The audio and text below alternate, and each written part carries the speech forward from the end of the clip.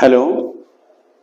गुप्त वंश के इतिहास में हम आपको स्कंदगुप्त के बाद उसके उत्तराधिकारियों के बारे में बताएंगे और इसके साथ ये भी बताएंगे कि स्कंदगुप्त गुप्त काल का एक ऐसा शासक था जिसके बाद गुप्त काल के जो एक स्वर्णिम उनका इतिहास था उसमें अवनति प्रारंभ हो गया था, अर्थात अब अवनत काल चालू हो गया था। तो स्कंदगुप्त के बाद गुप्त काल का अवनत काल भी माना जाता है। और जो अवनत काल है इनका, ये स्कंदगुप्त की मृत्यु के पश्चात लगभग 467 ईस्वी से 550 ईस्वी तक रहा है। इस अवधि में गुप्त वंश के जिन शासकों ने शासन किया वो इतने शक्तिशाली या इतने पॉपुलर नहीं हो पाए जो कि स्कंदगुप्त तक गुप्त काल के शासकों में रहा है। तो स्कंदगुप्त का जो शासन है उसकी मृत्यु के पश्चात गुप्त साम्राज्य अवनत को प्रारंभ हो गया। अगर हम स्कंदगुप्त के उत्तराधिकारियों का अध्ययन करते हैं तो जो इतिहास में साक्ष्य मिले हैं उसके अनुसार स्कंदगुप्त के बाद गुप्त वंश का जो शासक होता है वो पुरगुप्त होता है। और पुरगुप्त का जो शासनकाल है वो 467 ईस्वी से 476 ईस्वी तक रहता है, अर्थात 9 वर्ष तक उसका लगभग शासन रहता है। इसके बारे में माना गया है कि पुरगुप्त जो है वो कुमारगुप्त का पुत्र था और स्कंदगुप्त का सौतेला भाई था। शायद ये माना जाता है कि स्कंदगुप्त की जो मृत्यु हुई थी वो संतानहीन था, अर्थात उसके कोई संतान नहीं थी। भीतरी मुद्रा लेख में पुरगुप्त की माता का नाम महादेवी, अनंत देवी और पत्नी का नाम चंद्रा देवी मिलता है। चूंकि उनका सौतेला भाई था और स्कंदगुप्त ने एक लंबे समय तक शासन किया था, कुमारगुप्त के ही समय में स्कंदगुप्त की आयु काफी हो गई थी, इसके बाद उसने शासन किया, तो इस हिसाब से पुरगुप्त को जब गद्दी मिली तो संभवतः वो भी वृद्धावस्था में रहा होगा, इसीलिए उसको 9 वर्ष का शासनकाल उसका हुआ था, अर्थात उसने गुप्त वंश में 9 वर्ष तक ही शासन किया था। परमार्थ द्वारा रचित वसुबंध जीवनकृत में पुरगुप्त को बौद्ध धर्म का मतन्यायी बताया गया है, अर्थात जो वैष्णव धर्म गुप्त शासकों में कायम रहा वो पुरगुप्त से वो बौद्ध मत का अनुयायी हो गया, तो अर्थात पुरगुप्त से बुद्ध धर्म या बौद्ध धर्म का भी इसमें समावेश हो गया था। पुरगुप्त के बाद जो अगला शासक बनता है वो बनता है कुमारगुप्त द्वितीय।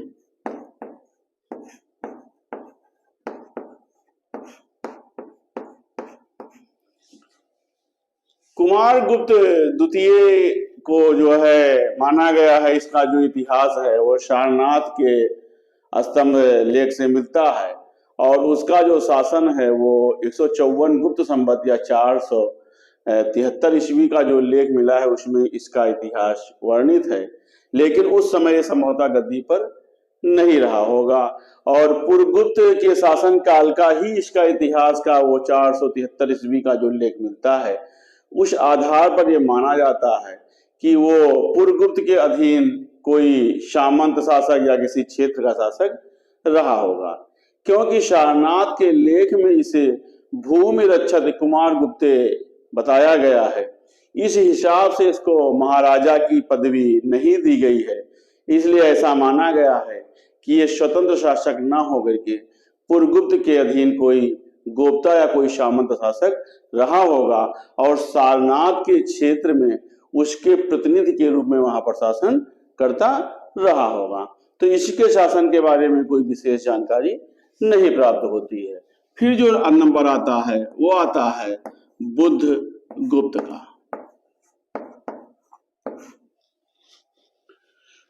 कुमारगुप्त द्वितीय या मान लीजिए कि पुरगुप्त के बाद जो गुप्त वंश का शासक बनता है वो बुद्धगुप्त माना गया है और इसके बारे में भी ये माना गया था कि ये कुमार गुप्त का पुत्र था और इसने अपने पिता को शक्रादित्य बताया है। लेकिन नालंदा में इसकी एक मुहर प्राप्त होती है जिसमें इसे बताया गया है कि यह पुरगुप्त का पुत्र था और इसकी माता का नाम चंद्रा देवी था जो कि पुरगुप्त की पत्नी का नाम था। गुप्त संवत 157 या 477 ईस्वी का इसका एक लेख सारनाथ में मिला है जिससे इसके शासन के प्रथम शासन वर्ष का जानकारी होती है जो कि 470 ईस्वी का रहा है। गुप्त काल के कई ऐसे अभिलेख मिलते हैं जैसे कि मध्य प्रदेश के सागर में एरण नामक स्थान पर इसका लेख मिला है।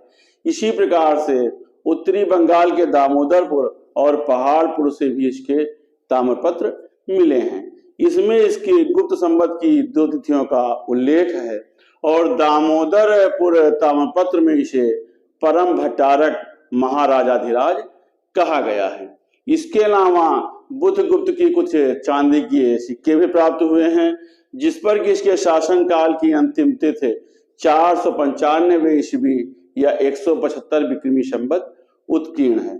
इस हिसाब से माना जाता है कि इसका शासनकाल 477 से 495 ईस्वी तक रहा है। बुद्धगुप्त के अगर शासन को देखते हैं तो लगभग इसका शासन 18 वर्ष के आसपास तक रहा है और गुप्त वंश में स्कंद गुप्त के उत्तराधिकारियों के बाद बुद्धगुप्त ही एक ऐसा शासक था जो कुछ अधिक शक्तिशाली शासक था जो कि गुप्त वंश के औन्नत काल के शासकों में पाया गया है कि वो शासक काफी निर्बल थे, लेकिन उसमें बुद्धगुप्त को कुछ शक्तिशाली शासक माना गया है और ये भी कहा जाता है कि इसके द्वारा एक विस्तृत प्रदेश पर शासन किया गया था। बुद्धगुप्त की स्वर्ण मुद्राओं पर सिंह विक्रमा उपाधि उत्कीर्ण मिलती है और इसके अभिलेखों में कुछ प्रांतीय पदाधिकारियों की भी सूचना प्राप्त होती है। मध्य प्रदेश के एरण अभिलेख से बताया गया है कि पूर्वी मालवा क्षेत्र में इसका एक सामंत शासक था जिसका नाम मात्र विष्णु था। इसी प्रकार से इसी लेख में सुरभचंद को भी अंतर्वेदी क्षेत्र जो कि गंगा और जमुना के बीच का मैदान है वहां का शासक बताया गया है। दामोदरपुर ताम्रपत्र में इसके एक ब्रह्मदत्त को सामंत बताया गया है जो कि पुंडवर्धन का शासक था। तो इस प्रकार से इसने मालवा से बंगाल के क्षेत्र तक शासन किया था। ये भी इतिहास में वर्णित मिलता है कि बल्लभी के मैत्रक वंश के नरेश या शासक इसकी आधीनता को स्वीकार करते थे। खो नामक स्तंभ लेख से इसको महाराजा धीराज हस्तिन के कुछ ऐसे ताम्रपत्र प्राप्त हुए हैं जिसमें कि 156 तथा 163 विक्रमी संवत का उल्लेख मिलता है। तो इस प्रकार से इसके बारे में पता चलता है कि इसका शासन काफी विस्तृत क्षेत्र में रहा है। इसी प्रकार से जयनाथ के लेखों में भी इसके बारे में सूचना मिलती है और कुछ ऐसे उच्च कल्प वंश परिचारकों का कुछ ऐसा इतिहास मिलता है जो कि गुप्तों के अधीन सामंत रहे हैं। तो इस आधार पर यह माना जाता है कि बुद्धगुप्त द्वारा एक लंबे समय तक शासन किया गया था और बुद्धगुप्त भी बौद्ध धर्म का अनुयायी था। ह्वेनसांग जो कि एक चीनी यात्री था उसके लेख में नालंदा महाविहार को इसके द्वारा धन का दान दिए जाने का उल्लेख किया गया है और इसे अंतिम गुप्त शासक बताया गया है जिसने कि हिमालय से लेकर के नर्मदा नदी तक और मालवा से लेकर के बंगाल के एक विशाल भूभाग पर शासन किया था। तो इस प्रकार से हम देखते हैं कि बुद्धगुप्त गुप्त वंश के औन्नत काल के शासकों में सर्वाधिक शक्तिशाली शासक रहा है। इसके बाद जो मिलता है वो नरसिंह गुप्त मिलता है जिसे कि बालादित्य भी कहा गया है।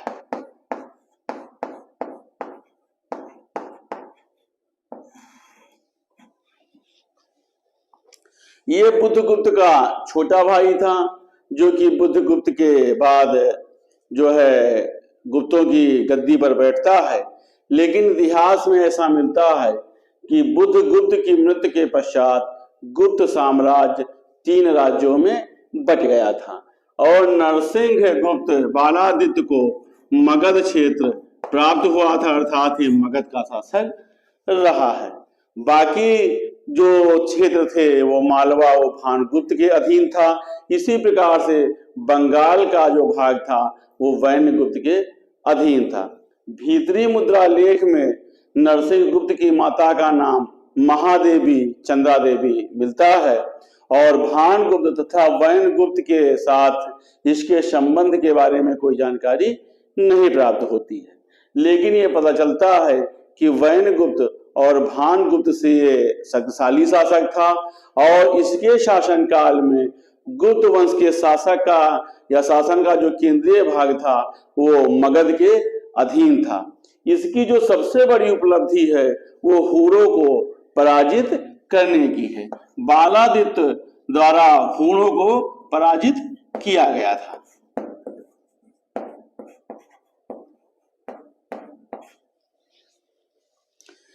इसके समय में हूणों के शासक मिहिरकुल ने आक्रमण किया था, अर्थात जो हूणों का नेतृत्व था वो मिहिरकुल द्वारा किया गया था।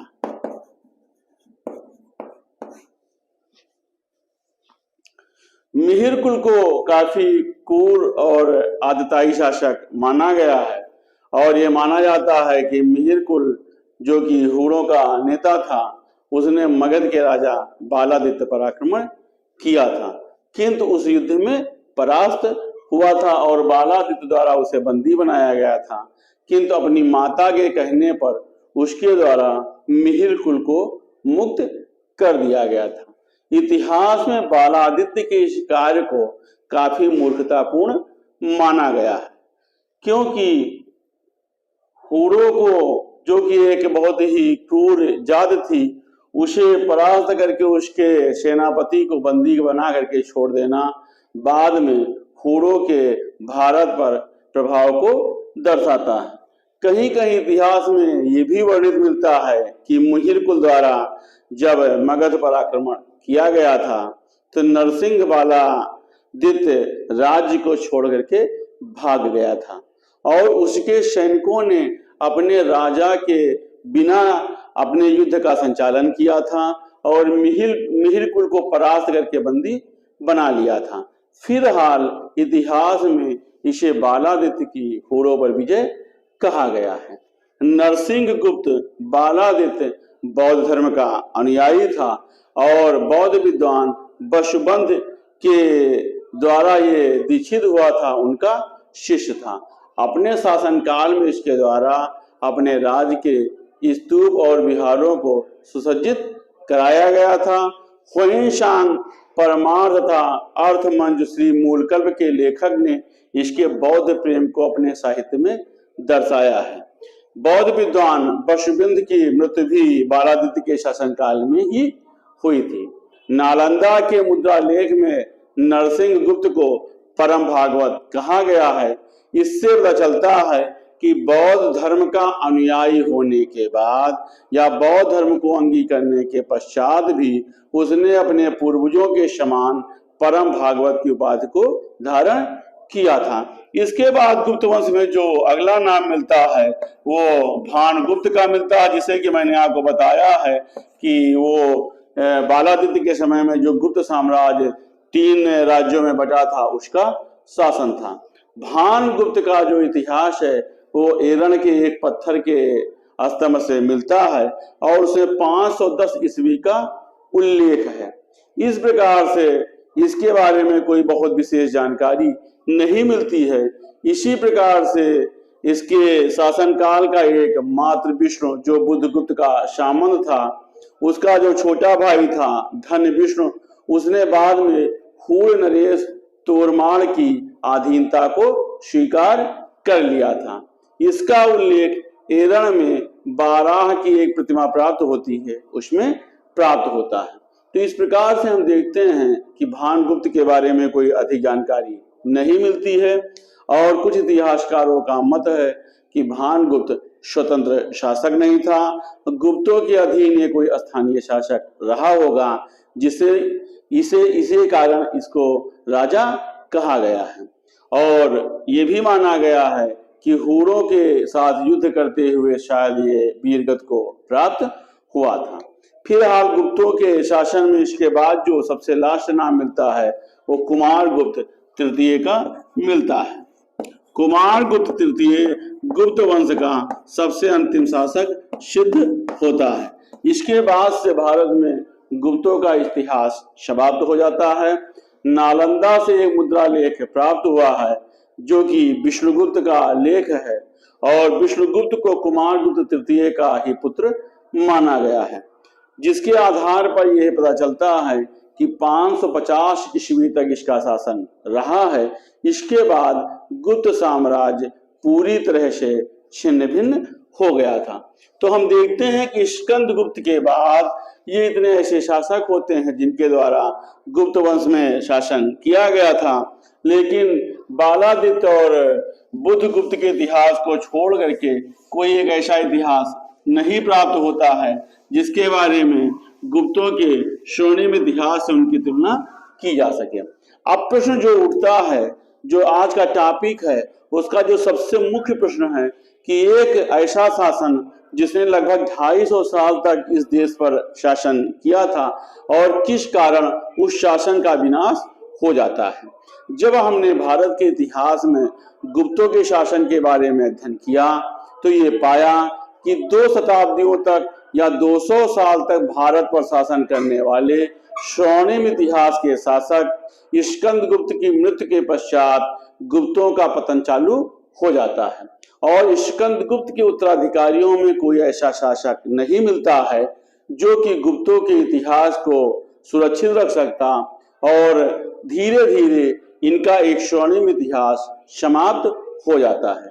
गुप्तों के पतन को अगर हम देखते हैं तो इनके पतन का कोई एक विशेष कारण नहीं प्राप्त होता है, बल्कि विभिन्न कारणों से ये पतन की दिशा में उन्मुख होते हैं। भारतीय इतिहास में इनके पतन का जो हमने कारण पाया, उसमें जो सबसे पहला कारण पाया गुप्तों के पतन का, वो है अयोग्य और निर्बल उत्तराधिकारी। तो जो सबसे पहला कारण था वो था कि अयोग्य एवं निर्बल उत्तराधिकारी।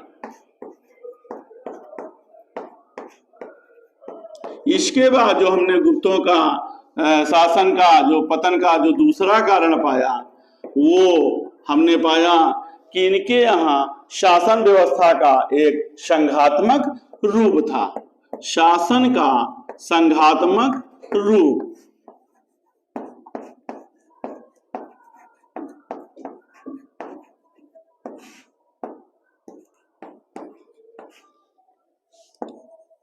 तीसरा जो कारण मिलता है वो उच्च पदों का आनुवांशिक होना मिलता है। उच्च पद जो थे वो आनुवांशिक थे। इनके इतिहास के जो पतन का कारण मिलता है वो हमने इनके जो उसका अध्ययन किया है उसमें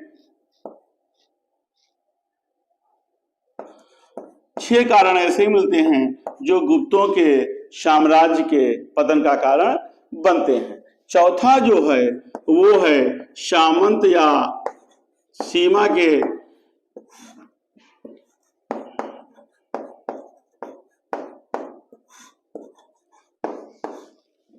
सामंत के राजाओं का विशेषाधिकार।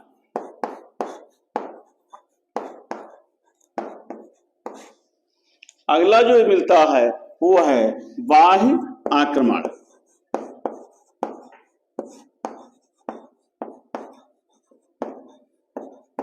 और जो सबसे लास्ट कारण मिलता है वो है बौद्ध धर्म का प्रभाव।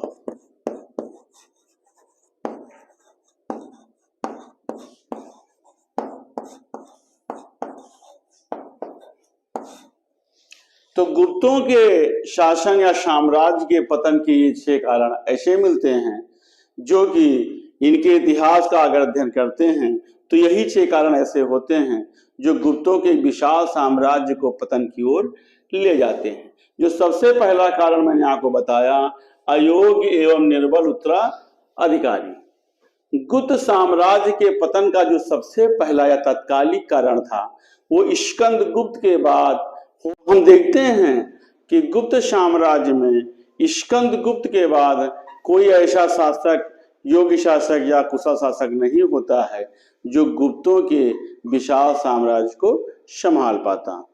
गुप्त वंश के जो प्रारंभिक नरेश थे या प्रारंभिक राजा थे उसमें हमने पाया कि वो काफी योग्य और शक्तिशाली थे। चंद्रगुप्त प्रथम रहे हों, चाहे समुद्रगुप्त रहे हों, चंद्रगुप्त द्वितीय रहे हों या कुमारगुप्त रहे हों अथवा स्कंदगुप्त। जैसे कि समुद्रगुप्त और उसके पुत्र चंद्रगुप्त द्वितीय द्वारा पूरी पृथ्वी को जीतने की आकांक्षा रखी गई है जो इनके अभिलेखों में दिखाई पड़ता है।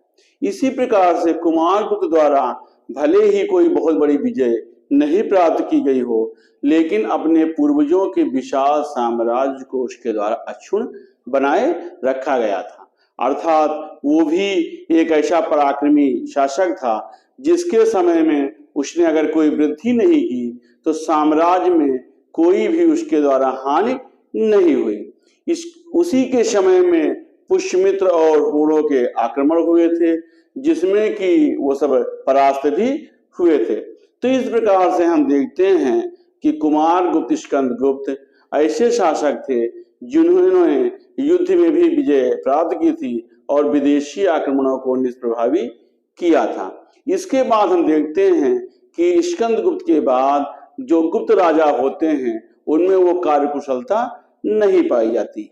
गुप्त वंश के अन्य राजकुमारों में आपसी वैमनस्यता और विदेश की भावना आ जाती है। देखते हैं कि कुछ राजकुमारों द्वारा अपनी पृथक पृथक सत्ता स्थापित कर ली गई थी। इसी प्रकार से हम देखते हैं कि गुप्त वंश के ये जो शासक छोटे छोटे बन जाते हैं अपने साम्राज्य में, ये अपने ही साम्राज्य के शासक बन करके वहीं पर अपने को सीमित कर लेते हैं और उनमें पराक्रम, कार्यकुशलता और वीरता का सर्वथा अभाव होता है, जो कि गुप्तों का एक प्रारंभिक शासकों में जो ये गुण पाए गए उनके उत्तराधिकारियों में गुण नहीं पाए जाते हैं। इस प्रकार से हम देखते हैं कि गुप्त वंश के अयोग्य शासकों के कारण उनके साम्राज्य का जो विघटन है वो अवश्य भावी पाया जाता है और धीरे धीरे उनका साम्राज्य नष्ट हो जाता है। जो दूसरा कारण है शासन का संघात्मक रूप। अगर हम इतिहास में देखते हैं तो गुप्त वंश का जो शासन है वो संघात्मक रहा है।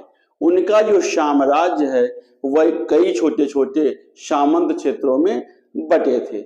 गुप्त काल के सामंतों में मौखर, उत्तरगुप्त, परिवाज्रक, शनकानीक, वर्मन, मैत्रक आदि नाम मिलते हैं।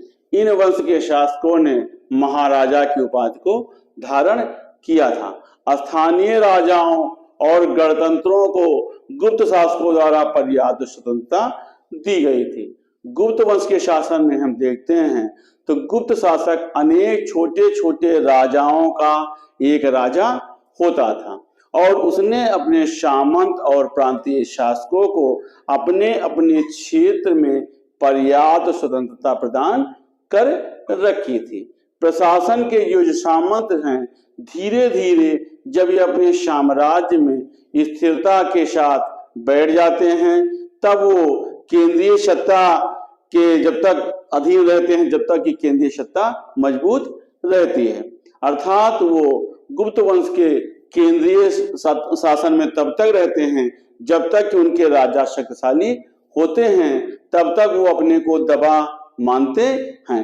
लेकिन जैसे ही स्कंदगुप्त के बाद केंद्रीय सत्ता निर्बल पड़ जाती है, ये अधीनस्थ राजा अपने को स्वतंत्र घोषित कर देते हैं। तो संघात्मक रूप का जो एक संघात्मक रूप था, केंद्रीय सत्ता टूटने के बाद वो निर्बल पड़ जाता है और धीरे धीरे गुप्तों का जो साम्राज्य है वो कई खंडों में बढ़ जाता है। इसके बाद जो तीसरा है उच्च पदों का आनुवंशिक होना। अगर आप गुप्तों के इतिहास को देखते हैं तो गुप्त प्रशासन में ऊंचे ऊंचे पद जो थे वो वंशानुगत पर आधारित थे। अर्थात उनके बाद उनका जो दूसरा उत्तराधिकारी होता था वो उस पद पर बैठता था। जैसे कि हरिसेन के समय में, हरिसेन जो कि समुद्रगुप्त के समय में महादंडनायक और संत विग्राहक था, उसका पिता ध्रुवभूत भी इसी पद पर कार्य कर चुका था। चंद्रगुप्त द्वितीय का जो सचिव वीरसेन था, जिसके उदयगिरि अभिलेख से उसके बारे में जानकारी मिलती है, उसमें भी दिखाया गया है कि वो आनुवांशिक रूप से अपने पद का उपभोग कर रहा था। इसी प्रकार से करमदंडा के लेख से पता चलता है कि कुमारगुप्त का एक मंत्री पृथ्वीसेन अपने पिता के पद पर ही नियुक्त हुआ था। इसी प्रकार से पुंड्रुवर्धन जो भुक्त था, वहां पर दत्त परिवार के लोग आनुवांशिक रूप से शासन करते थे। तो ऐसी व्यवस्था के कारण कभी कभी आनुवांशिकता में अयोग्य व्यक्ति भी उस पद को पा जाता था जिसका वो योग्य नहीं होता था, लेकिन अपने पिता के उत्तराधिकार के फलस्वरूप उस पद को वो पाता था। जब वो उस पद को पा जाता था, जब वो योग्य नहीं होता था, तो वो ठीक से अपने शासन तंत्र में वो नहीं चला पाता था और शासन तंत्र में शिथिलता आ जाती थी। और ऐसे अयोग्य उत्तराधिकारी अपनी सफलता के लिए पूर्णतः सम्राट की दया पर ही निर्भर रहते थे। ऐसी स्थिति में जब तक कि गुप्तों के शासन केंद्रीय सत्ता मजबूत रही है, ये निर्बल व्यक्ति भी उसी लहर में चले जाते हैं, अर्थात उसी झोंके में निपट जाते हैं। लेकिन जैसे जैसे उनकी केंद्रीय सत्ता कमजोर होती है, ये अयोग्य शासक गुप्तों के राज्य की एकता और अस्थायित्व के लिए घातक सिद्ध होते हैं और धीरे धीरे वो अपनी अयोग्यता के कारण गुप्त वंश के शासन को पूरी तरह से चौपट कर देते हैं। जो अगला कारण मिलता है वो सामंत राजाओं को विशेषाधिकार। गुप्त वंश के अगर हम इतिहास को देखते हैं तो उनके प्रांतीय शासकों और सामंतों को अनेक विशेषाधिकार प्राप्त होते हैं। वे अपने प्रदेश में सम्राट के समान ही सुख सुविधाओं का उपभोग करते हैं और देखते हैं कि उनके द्वारा महाराज की उपाधि को धारण किया जाता रहा है। इसी प्रकार से सामंत और वो छोटे छोटे शासक अपनी सेना उनको रखने का अधिकार था। अपने क्षेत्र में वो जनता से कर वसूलते थे और अग्रहार दान की भी प्रथा उस समय प्रचलित थी। इसके अनुसार सम्राट ब्राह्मणों को भूमि दान में देता था और इस प्रकार से की भूमि से जो अधिकार था वो उस दानग्राही व्यक्ति को मिल जाता था, अर्थात सामंतों और महाराजाओं का अधिकार उससे पृथक हो जाता था। और ऐसी भूमि के पर जैसे कि वो चारागाह हैं, खान हैं, निधियां हैं, अर्थात जो भी वो होता था वो राजा के अधिकार से निकल करके उस दान प्राप्त करने वाले व्यक्ति के अधीन चला जाता था। इस प्रकार से देखते हैं कि उनके विशेषाधिकार के फलस्वरूप कई महत्वपूर्ण या कई अच्छी जमीनें भूमि जो है दान में चली जाती हैं और वो राज्य की अर्थव्यवस्था के लिए घातक सिद्ध होती हैं। इस प्रकार से राज्य की आय में भी धीरे धीरे कमी आती है और दूसरी ओर जो दान पाया व्यक्ति अगर उसके अधीन कोई खान निकल आता है या कोई महत्वपूर्ण निधि मिल जाती है तो वो धीरे धीरे खुद एक छोटा राजा बन बैठता है। तो ये भी एक कारण था कि सामंत राजाओं को जो विशेषाधिकार था भूमि का दान देने का, वो भी गुप्तों के साम्राज्य का एक पतन का कारण बनता है। इसी प्रकार से हम और देखते हैं कि प्रांतीय जो पदाधिकारी हैं वो अपने राज्यपाल स्वयं नियुक्त करते थे और इस विषय में अपने राजा से भी कोई सलाह नहीं लेते थे। जैसे कि जूनागढ़ के अभिलेख से पता चलता है कि उस प्रांत का राज्यपाल पर्णदत्त उसने अपने पुत्र चक्रपालित को गिरनार नगर का नगरपाल नियुक्त किया था। इस व्यवस्था से कर्मचारियों की राजभक्त जो है केंद्रीय राजा के प्रति न होकर के स्थानीय सामंत राजा के प्रति होता था। इस प्रकार से वो किसी भी विद्रोह के समय अपने सामंत राजा के साथ खड़ा होता था। तो हमने देखा है कि ये जो ऐसे उनको विशेषाधिकार थे, इसके द्वारा जब वो अपने लोकल स्तर पर अपने राज्यपाल या सामंत नियुक्त करते थे तो वहां पर विद्रोह की आशंका हमेशा बनी रहती थी जो कि केंद्रीय राजाओं के प्रति होती थी। यही कारण था कि अगर आप देखो तो गुप्तों के वंश में केंद्रीय सत्ता निर्बल होने के कारण सबसे पहला जो विद्रोह होता है, सबसे पहला जो प्रांत स्वतंत्र होता है वो जूनागढ़ का होता है। कि जैसे हमने आपको बताया कि जूनागढ़ के राज्यपाल ने अपने पुत्र चक्रपाली को गिरनार का राजा या नगरपाल नियुक्त किया था। तो इस प्रकार से जो इसका सबसे बड़ा जो ड्रॉबैक निकलता है कि वो अपने राज्यपाल के प्रति वफादार होता है, केंद्रीय शासन के प्रति वफादार नहीं होता है, और इस प्रकार से वो विद्रोह करके अपने राज्य को स्वतंत्र कर लेता है। और यही एक कारण होता है जिसके कारण जो है वो अपने केंद्रीय शासन से धीरे धीरे पृथक होकर के जूनागढ़ सबसे पहला स्वतंत्र होने वाला राज्य बनता है। तो इस प्रकार से हम देखते हैं कि गुप्तों द्वारा अपने राज्य में राज्यपालों के जो प्रभाव थे प्रांतों में उनको बढ़ा करके उनको स्वतंत्रता देने की ही चेष्टा की गई है। इसके बाद जो अगला है बाह्य आक्रमण। गुप्त साम्राज्य के पतन का जो सबसे बड़ा कारण मिलता है वो वाह्य आक्रमण भी मिलता है। वाह्य आक्रमण का भी एक विशेष योगदान रहा है। ऐसे आक्रमण में हूणों का आक्रमण जो है वो सबसे उल्लेखनीय होता है। गुप्त शासकों द्वारा हूणों का दमन नहीं किया गया।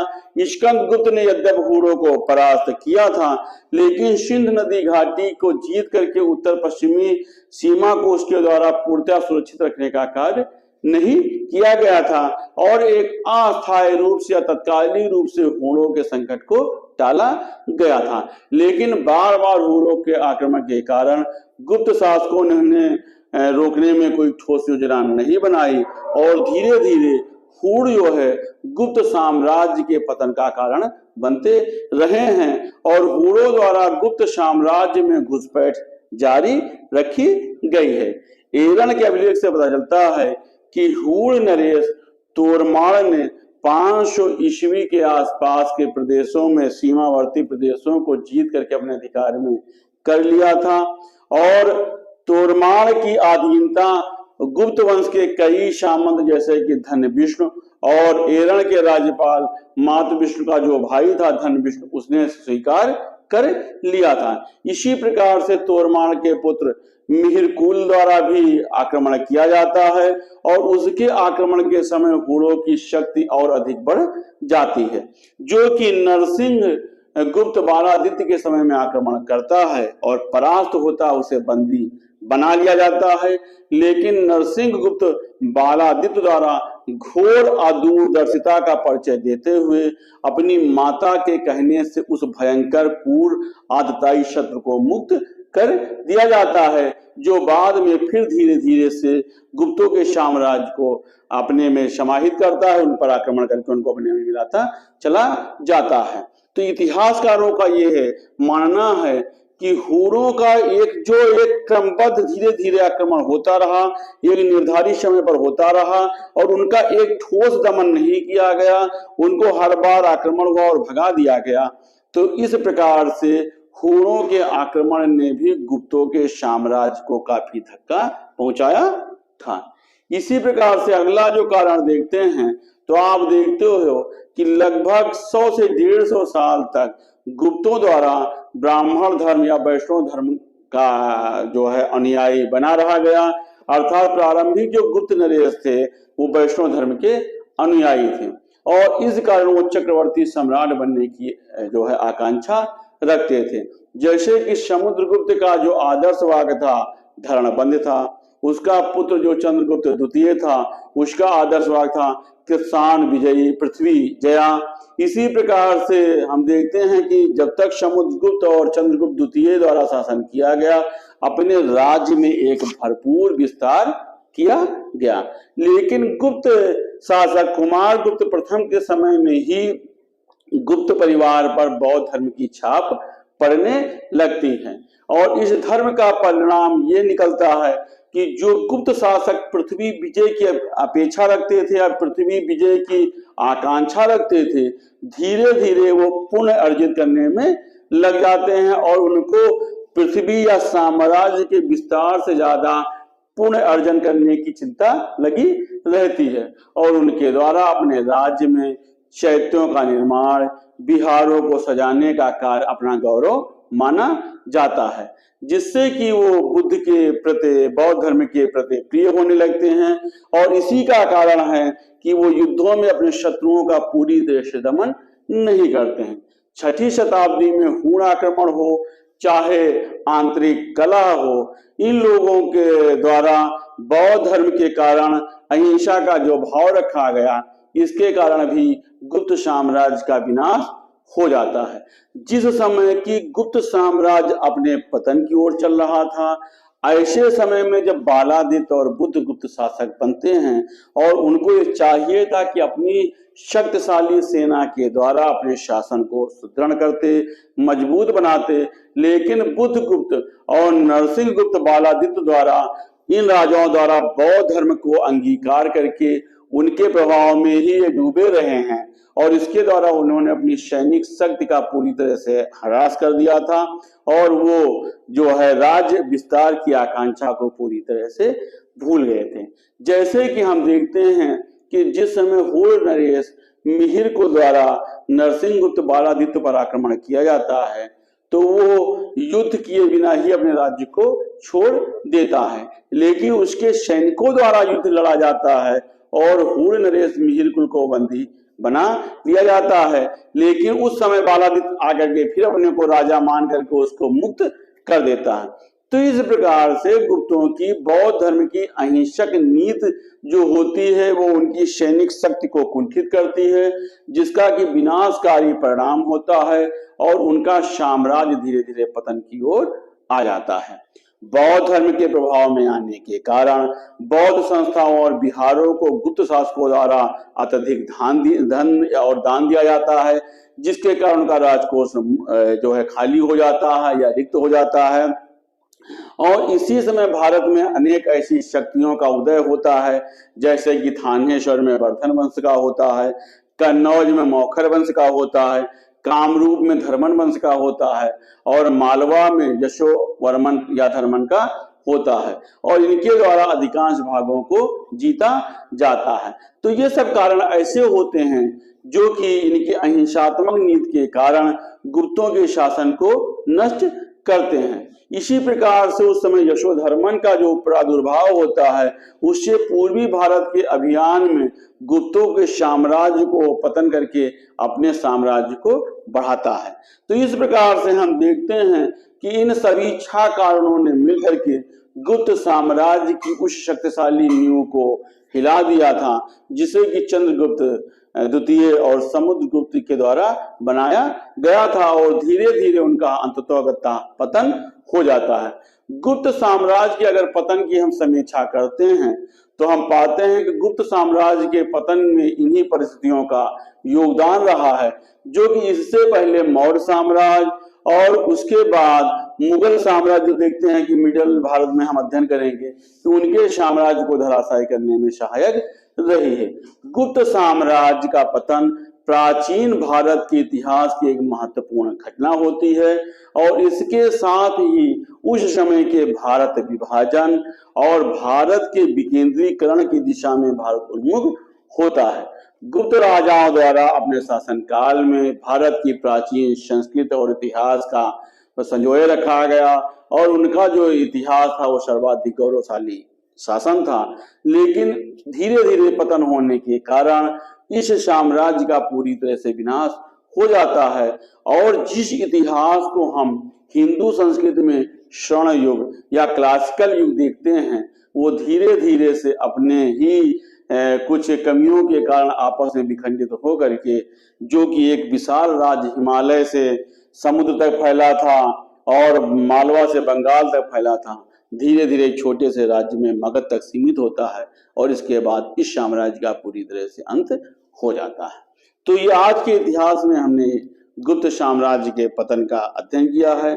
आगे के इतिहास में हम गुप्त साम्राज्य की संस्कृति, उनके सामाजिक, धर्म, धार्मिक और स्थापत्य कला आदि के बारे में अध्ययन करेंगे। धन्यवाद।